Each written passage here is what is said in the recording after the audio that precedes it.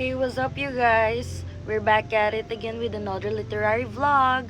Once again, my name is Margaret J. Lababit from Literature 120, Section AM20. Now, if you're looking for another book recommendation but more on the cultural and historical side, well, keep on watching. Now, you guys, come with me as I travel across the map all the way to Africa. So, tell me, who tells your story? Well, as we talk about Africa in history class, it's usually about what happened to Africa. But today, I want to talk about a book that shows us what Africa was.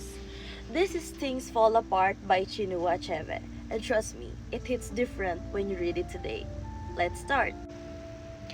For a very long time, if you read books about Africa written by the Europeans, the African people were never really people.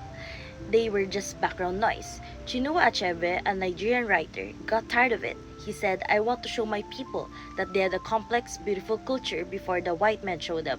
So in 1958, he wrote Things Fall Apart. So the story follows a man named Okonkwo. He is a champion wrestler, a wealthy farmer, and for him, yams are a big deal, by the way. He is also terrified of looking weak. His father was lazy and in debt, so Okonkwo spends his whole life trying to be the opposite, aggressive, rich, and powerful. He represents the old school of his Igbo village, Umuofia. But before the story gets sad, Achebe wants us to fall in love with the culture. These people have a really sophisticated government. They have a democratic village meeting called the Ozo. They have mass spirits who act as judges, and they also speak in proverbs. Achebe writes, proverbs are the palm oil with which words are eaten. It means that their language is rich and poetic. For me, it's quite beautiful, you know. You really feel like you are living in Nigeria in the 1890s, right? Now we're going to the part where it gets a little tricky.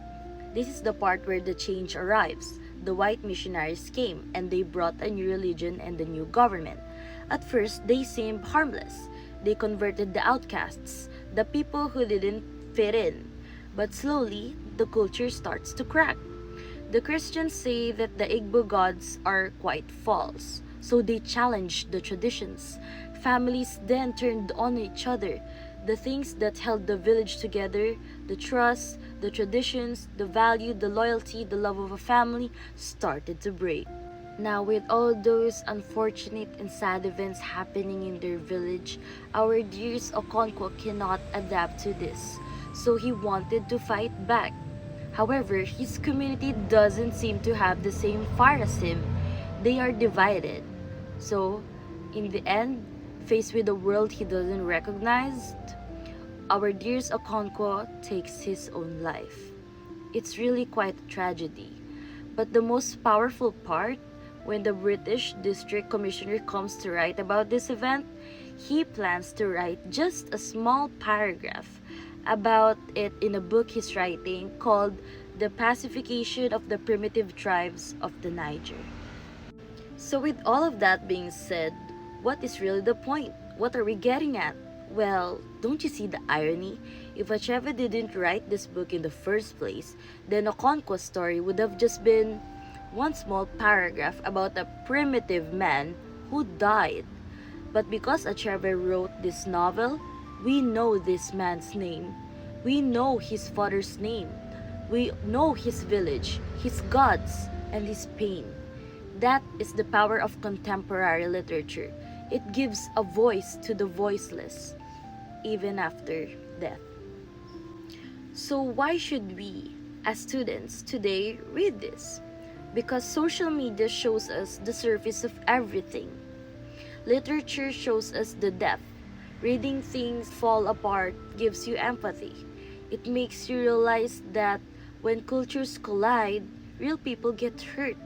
It reminds us that every culture has a story worth telling, not just the winner's version, but every version of the book. I'm Marga, and this has been my literary vlog. Pick up a book today, maybe start with this one. Let me know in the comments. Do you think culture can survive change? Thanks for watching!